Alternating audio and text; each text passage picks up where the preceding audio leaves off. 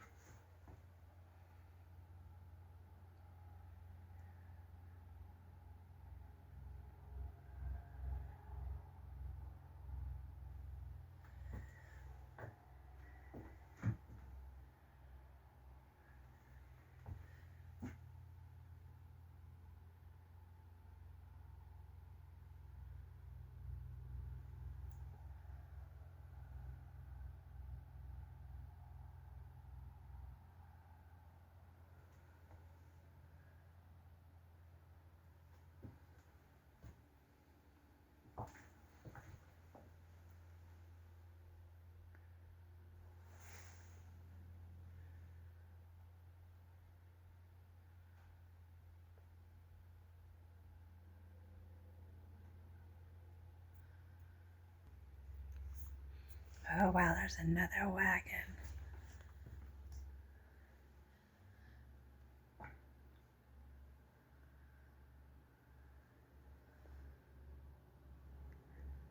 They had little butts back then. I mean, they were sitting real close together.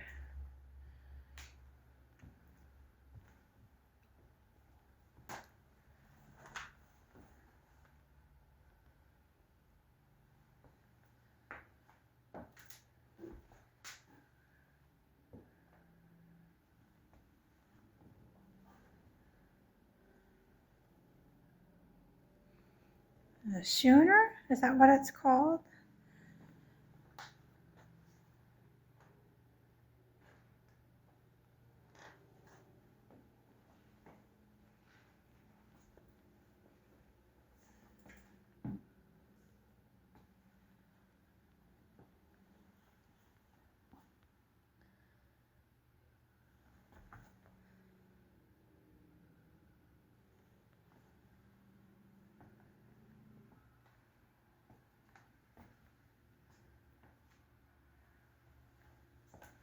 Oh boy.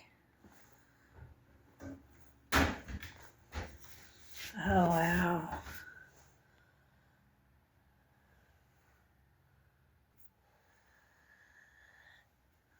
Something.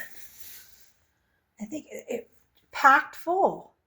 It's not like you could get out and lay down out on the prairie. I don't feel good. That's a cute little.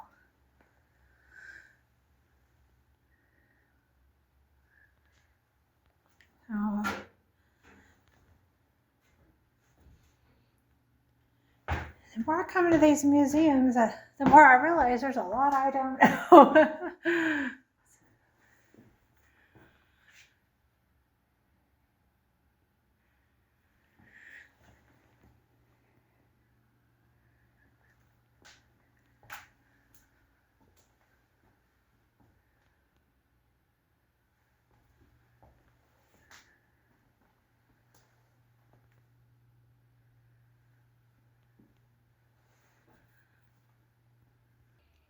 Oh, Laura's lie. I used to break down the long icicles and eat the pieces until Ma said I must not do so anymore. But after I saw a particular nice piece, I forgot. But as I came in the door, I remembered and I put the whole piece in my mouth to hide it. Ma suspected and asked, Laura, are you eating ice? Then I swallowed the whole piece so I could speak it and told my first lie. No, Ma, I said, the ice felt cold in my tummy. I was frightened to have been so wicked and ashamed when I saw Mom believe me. Then I forgot it. That night as I lay watching the firelight and everything was still but the murmuring of the water and the fiddles singing, it all came back to me. My heart hurt because everything was so sweet and lovely but me, and I was a liar. Then my throat filled up so that a big sob popped out of my mouth.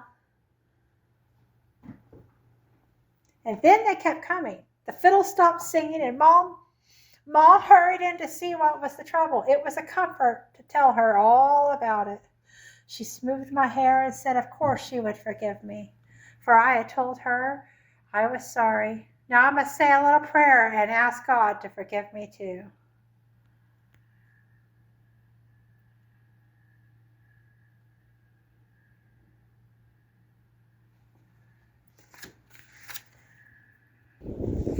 Okay, so this is the dugout, and it says here on my little trusty sheet, pioneers on the treeless prairie built affordable homes of earth. The Ingalls family lived in a dugout on the banks of Plum Creek near Walnut Grove, Minnesota. Dugout or shanty? Which would you choose? If you were one of the thousands of homesteaders who came to Dakota Territory in the 1870s and 1880s after picking your homestead claim, building a house was your next job. Down this hill, you will see a dugout and a Burvey family shanty. Wait. There are advantages and disadvantages to both the dugout and the shanty. As you walk through them, think about what would have been good and bad about both and try to answer the question. Now, what would you choose? I think right off the top of my head, I'm going to say shanty. It's just, I'm used to a house-looking thing.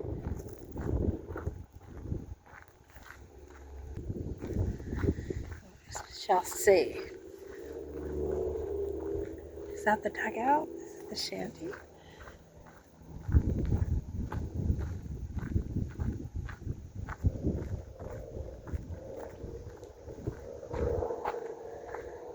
Yeah, that's the shanty. Now, at the other museum,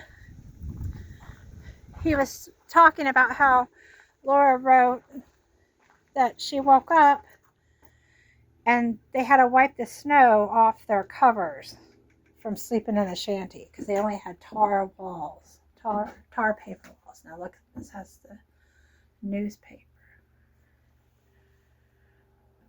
Well, this is original from what I understand, according to this.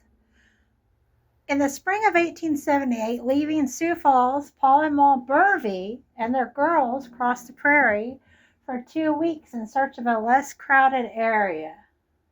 They settled near the Spirit Lake about 12 miles northwest of here.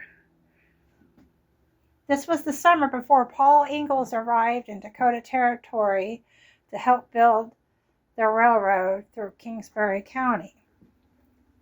With a herd of 20 Galloway cows and lumber for a new house, the Burveys had more resources than many prairie pioneers. Marion Kramer compiled the history of this shanty from an oral history interview with Ray Burvey, son of Henry and Lily Burvey, in June of 1970. Please step inside the Burveys' original claim shanty. It's a cozy little home built over 125 years ago. Original. Like, where did you sit? Well, I guess right there, but I mean,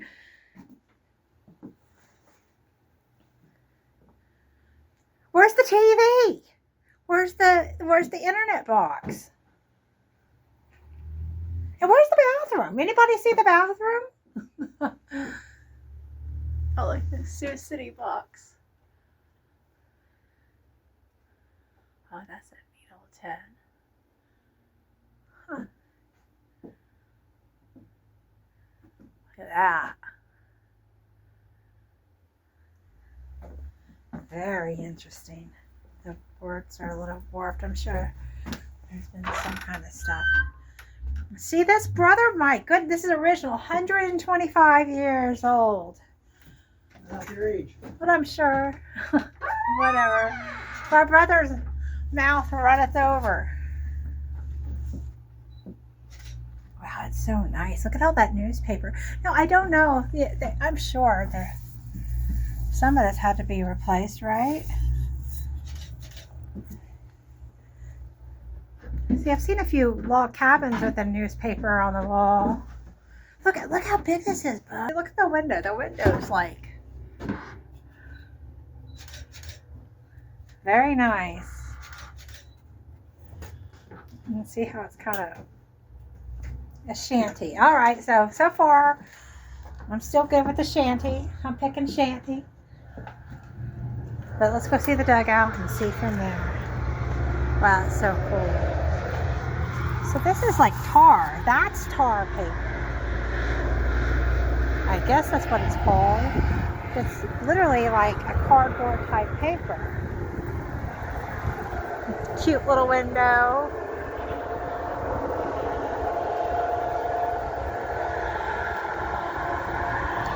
Wow.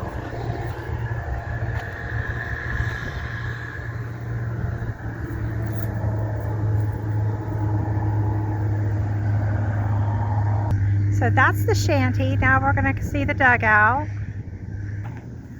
which is over here. I didn't see any history on that old schoolhouse though. But I guess that's 1880s as well. So here we are. It's like an entrance to a mine.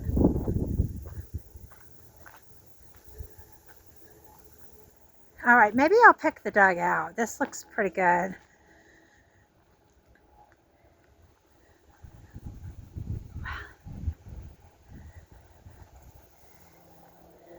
Oh, wow. Somebody's in there. Oh, yeah. Look at that. Just, wow.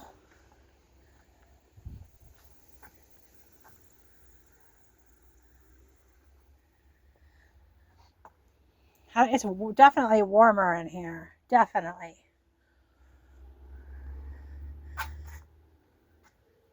My opinion, of course. I mean, I'm not a sod house professional. Look at that.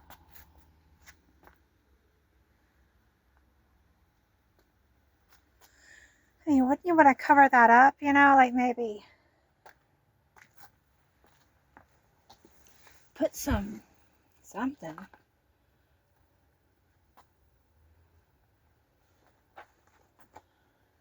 You know, the ceiling. Oh, the ceilings. Interesting. Yeah. Okay, we're going with shanty. I'm picking the shanty. Things can, you know, I mean, if you could figure out a better way to cover it up. Come on, Paul. I guess you could put your bed right there. Let's see. It's hard to see in here now. You got your stove right there.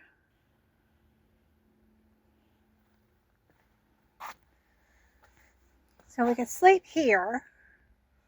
I don't know. I like being snug under the ground. It is warmer. I don't know. I'm glad I don't have to decide today, shanty or sod house.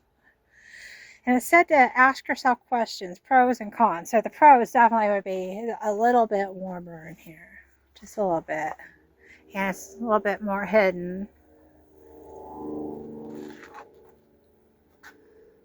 And you don't have to sweep the floor. I mean, you're never going to get that dirty.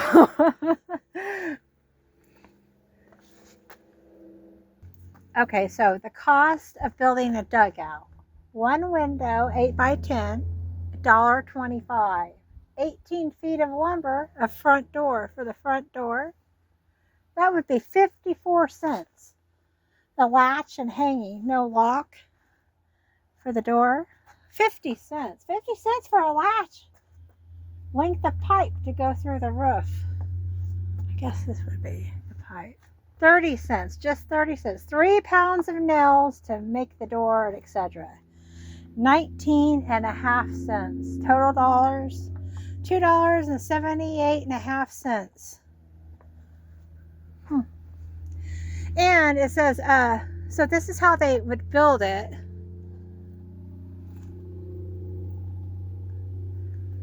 Okay, they were usually a single room, 10 to 12 feet, had 3 sides made of dirt, and the 4th closed up with sod. The Ingalls family lived in a dugout on the banks of Plum Creek at Walnut Grove, Minnesota. Oh, there's the dugout. Very interesting. I don't like the raining. The con on this, it says down here. A big problem with the house is made of sod was the leaky roof. After a heavy rain, a saturated roof could drip for 3 days after the sky cleared. The average life of a sod house was 6 or 7 years. Wow.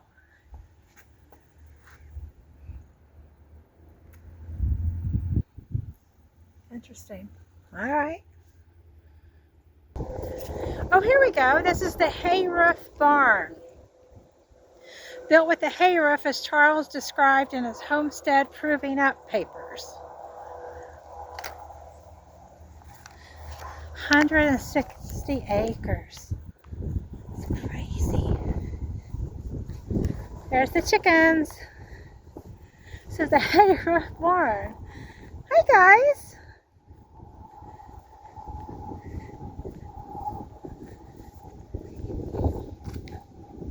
Hi, ladies. How are you doing today? You been good, chickens? I guess you don't get very many visitors, huh?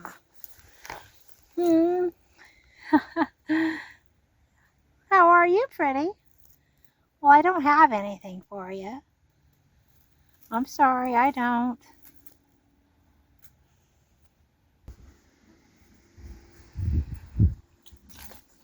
Are you cold today? Is it cold?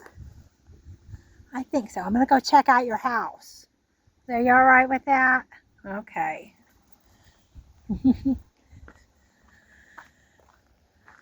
The hay roof barn. The stable was west of the house, dug into the side of a little rise in the prairie. The stable was roofed with a long swath of hay and banked around with hay in the cold weather. All right. Well, this looks a little bit more comfortable than the shanty. And a dugout. There's a little chicken house in there. Very nice. What do I do with my paper? Wow.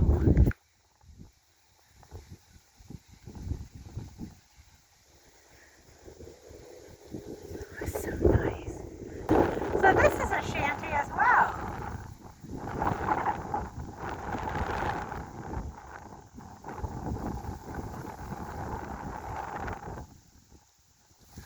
Sign. Let's see this sign. Oh, it's freezing.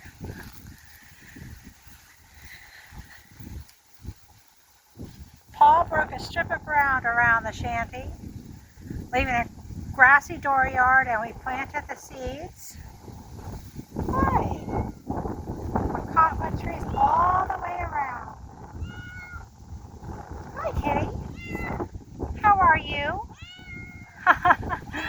Yeah? Do you live here? Oh, what a precious kitty. Do you want me to pet you? All right, give me a second. All right, well, let's see. I don't know if you can go in here. Oh, I guess so, yeah. Thought it was roped off. There's another cat over here. Hi, kitty. Hi. So that's where you would do your laundry, and that's your hanging line. Hi, kitty. How are you? I come to visit. Yes. Yes, you need petted too. Give me a second.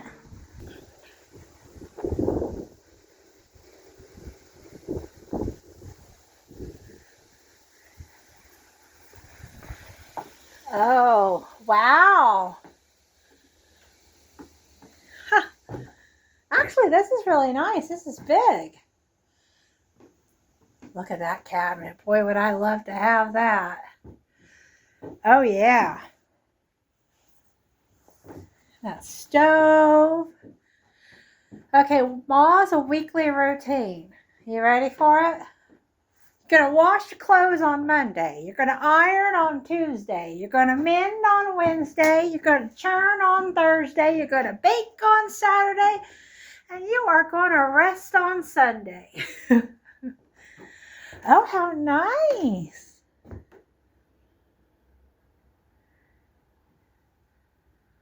Oh, nice.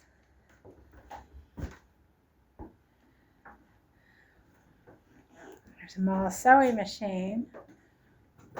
Paul sold the cow to purchase a sewing machine for Ma. Caroline was delighted. She received it late on Saturday afternoon, so she had to let it stand still over Sunday. She didn't work on Sunday, remember. The next week, she studied the instruction book and was soon sewing garments, wondering how she never managed without the wonderful machine.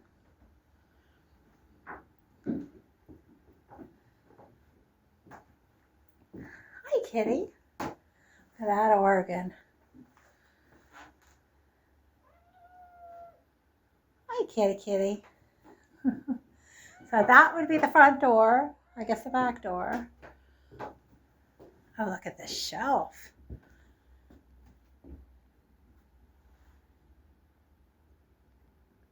Just 160 acres.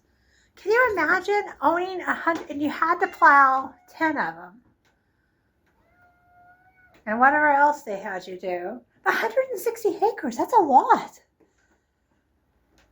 I don't know what this thing is. It's like a little wardrobe. That is so cool. They have such neat items. Yeah, I can see you have a door there, a drawer, drawer. I think that's a drawer. No, that's a door.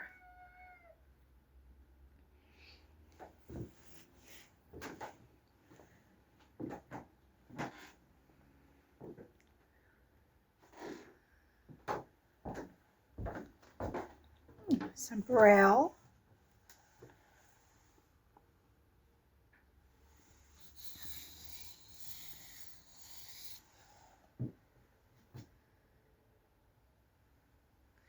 See, Mary, like when she went to school, she was really studying. There's no cheating on that kind of test. Oh wait, I didn't even realize there was 2 bedrooms. Wow. Okay, so this would have been Ma and Paul's room, I'm assuming. This is the biggest. Their beds never look comfortable. So I think that's why they never slept that much. Well, someone thinks it's comfortable. What do you want, Kiki? What do you want?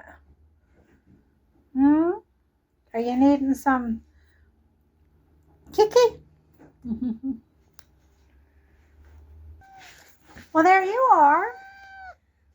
Are you homesteading? Yeah.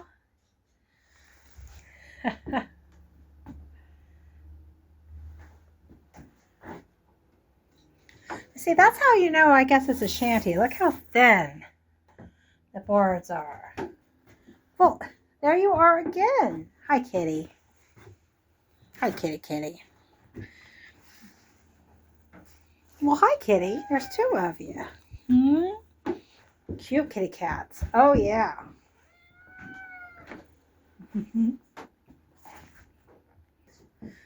All right, there we go. Let's go to the other room. Now, I don't know, you think they kept their potatoes and stuff in there? What do you think? Yeah. Yeah?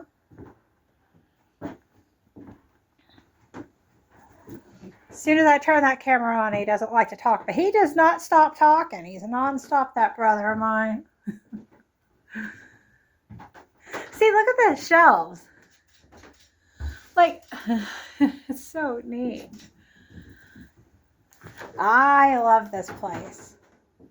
Look at that. So this would be the girls' room.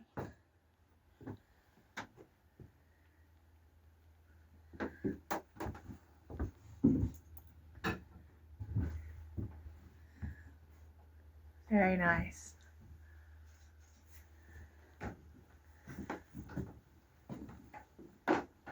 I like the table. I'd probably be sitting at the table knitting or out there doing laundry.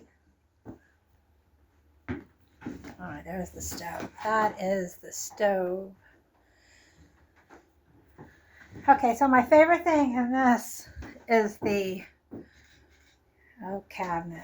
There's butter churn. You want to churn some butter, brother? Yes. Are you a butter churner? Okay, so that's the livestock barn.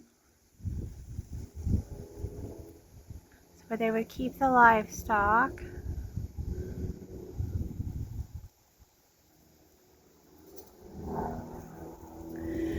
And that's a ferocious creature that you should watch out for. Creatures on the prairie. You never know. You never know what they're able to do. Hi, kitty. Are you showing the world your skills? Well, there you are. You did good. You did good. Oh, now what about you? Come on, get up there. There you go. Might need a little bit more practice.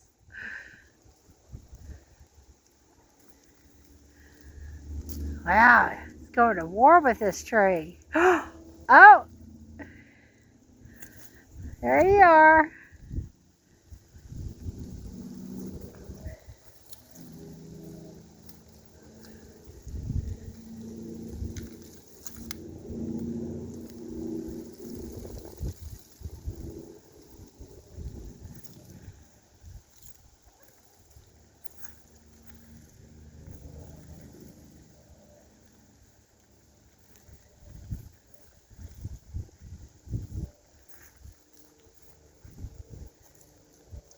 Okay.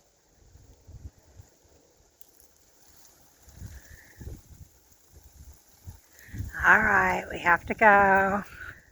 Oh, I just love them. All right, say goodbye. All right, Kiki. Kiki.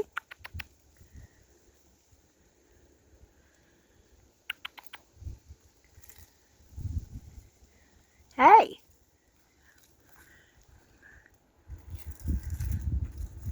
That's you. I've got very good pictures. There you are. There you are. There you are. All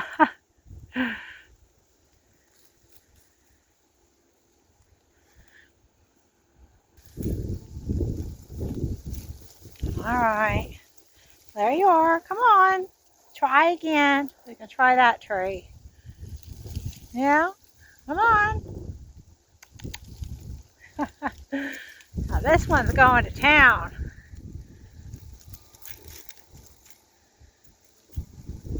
All right, we better go. We're going to go check out that church.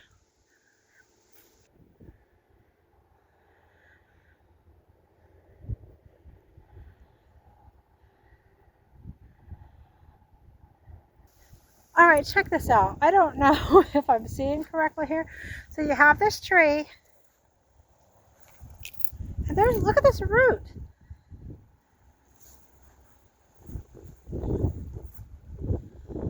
Goes all the way over there. Surely not. Because it's not a really, really big tree. I guess I don't know much about the roots of a tree, and I definitely don't know much about that tree. Specific tree. Huh. That's so interesting. That's a big root. Alright, we're running out of daylight. We still have to go back into town and see a few more houses related to the Ingalls Wilder families. And here's this old church. Get my little piece of paper out. Oh wow, look at that beauty.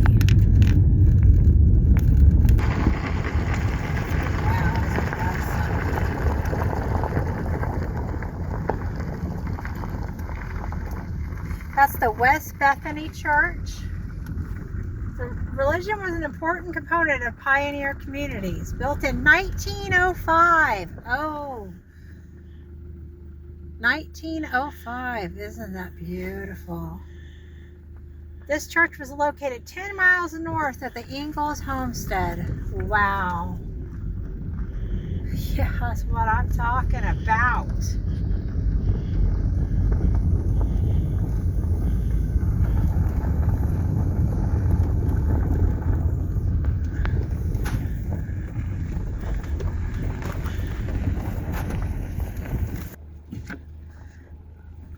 That is so nice.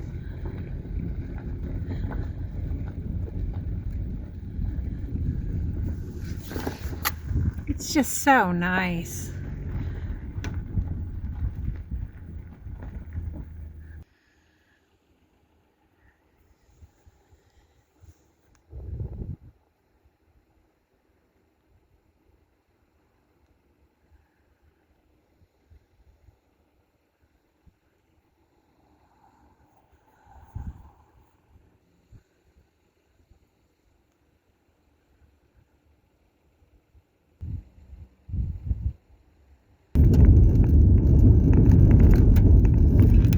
Dirty windshield, messing with my sunset.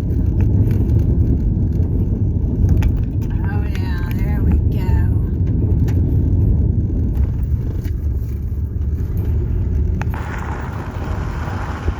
Oh yeah.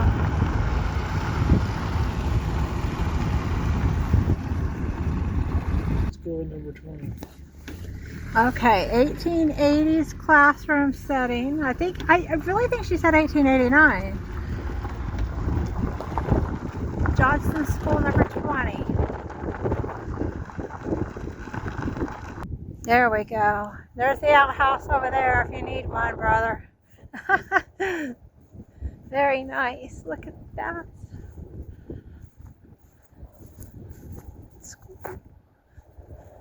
Try to keep a shadow out of this.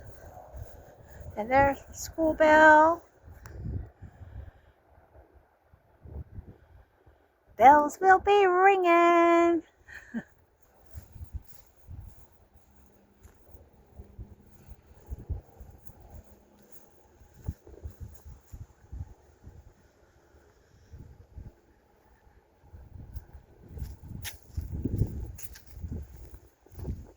All right, let's see if we can get in there. I think she said it's still open. Whew, that wind. Established in 1881, Johnson School number 20. The original school burned in a raging prairie fire. This structure was built in 1889 and was located near Lake Thompson. One of the early teachers was Frank Forsberg. Frank's teacher in the first grade was Laura Ingalls. Wow. Laura Ingalls. Wow.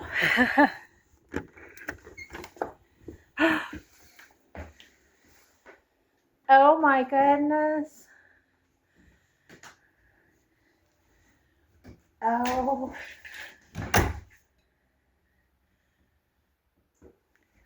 Closet. Here it is. You ready? Oh, look at all the teachers. Rosemary Johnson.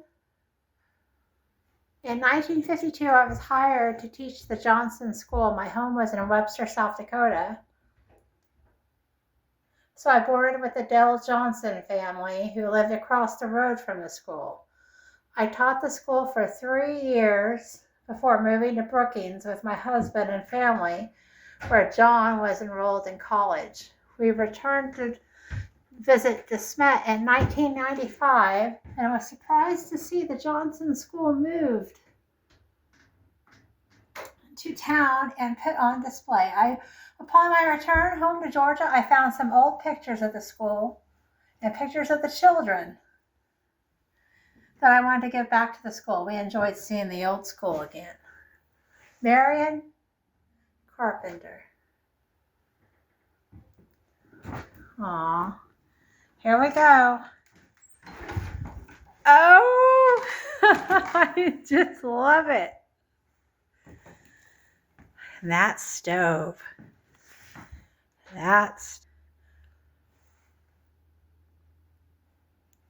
Oh man.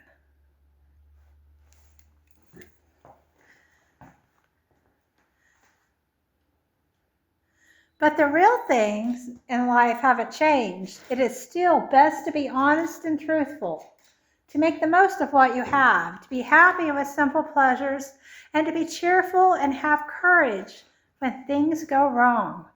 Laura Ingalls Wilder. You tell him, Laura. You tell him. There's another organ.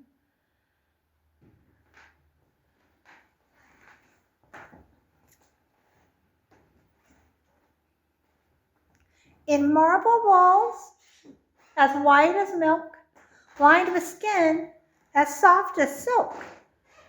Within a fountain crystal clear, a golden apple doth appear. No doors there are to this, what's that word? Yet thieves break in and steal the gold. Oh, to the stronghold, maybe. Yes, stronghold. And there's Mr. Lincoln and George.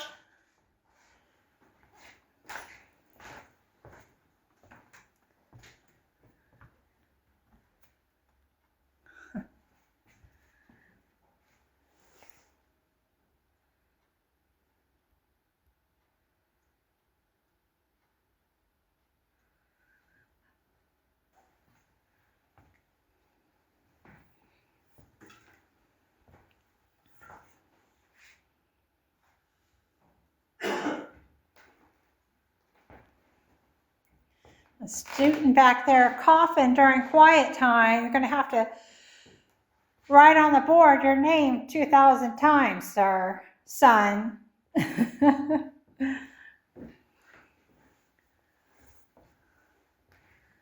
All right, here we go. Look at these old desks. I just love them. Just so historic. And the words written and the things learned. It's amazing. 1889. The Johnson School Bell. So that is original, it looks like. Donated by the Dallas Halverson family. Thank you, thank you. Oh, that's so cool. School reunion. So I don't know why they have their dresses out here like that. Other coats. No, those are Oh, yes. like their house coats or something. All right, well, I'm gonna step on out. We gotta go to the cemetery now and pay our respects. Here we go, 1889 on the Ingalls Homestead. And where are we at? Smet, South Dakota. It's been a long day, long fun day. All right, so now we're at the cemetery, running out of light. I don't know how to fix the camera. We are the Ingalls family. Is it here? No. Yeah, Pay our it's right respects. Now everybody's here. Palma, Carrie, Mary, I think Grace, everyone except Laura and Almanzo. Because and Rose, they're buried in Mansfield. You see? Down at the end. Rest in peace, everyone.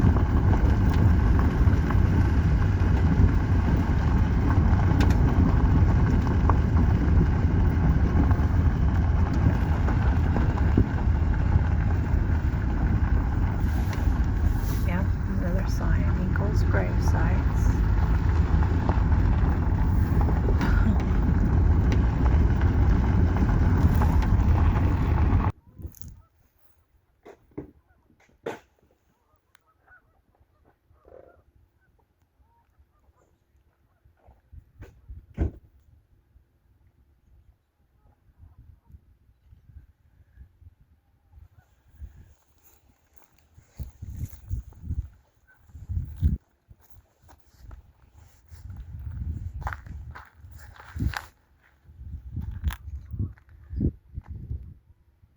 Caroline Ingalls Swansea, 1870 from 1946.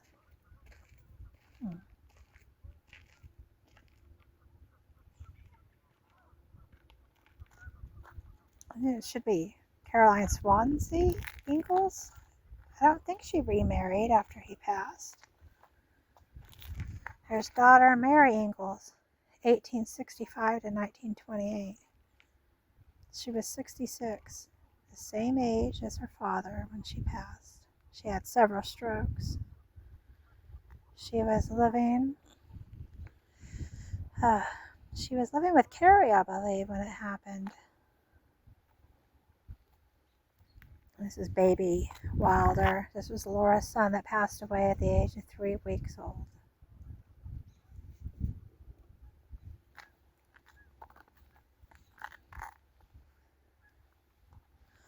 Mother Caroline Ingalls. Okay, so who is Caroline Swansea Ingalls? Oh, so that must have been Mr. Ingalls' mother. So this is Ma Caroline Ingalls, 1839 to 1924. Okay, here we have here. There he is, Paul Charles Ingalls, born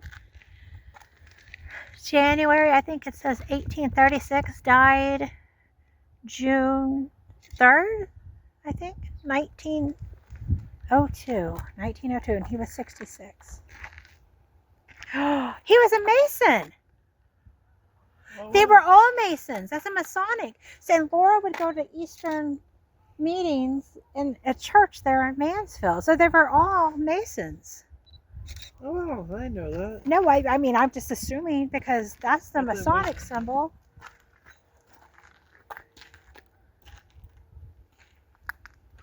Wow.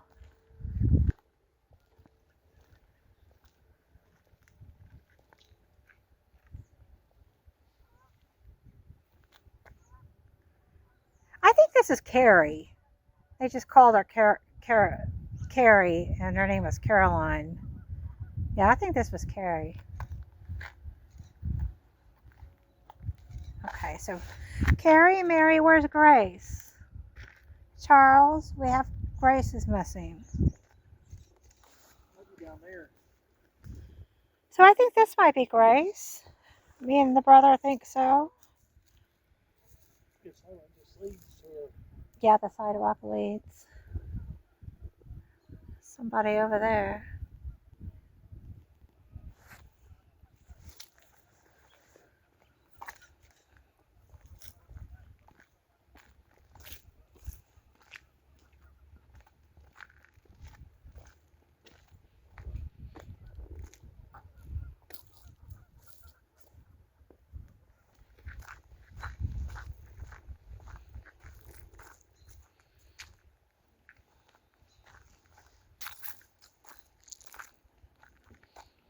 Alice Bowes, thank you for your service.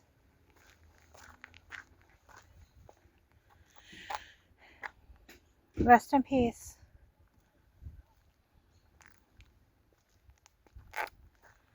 Rest in peace, Paul, Ma, baby Wilder, Mary, and Carrie, and Grace way over there. October 21st, 2025. May everyone rest in peace.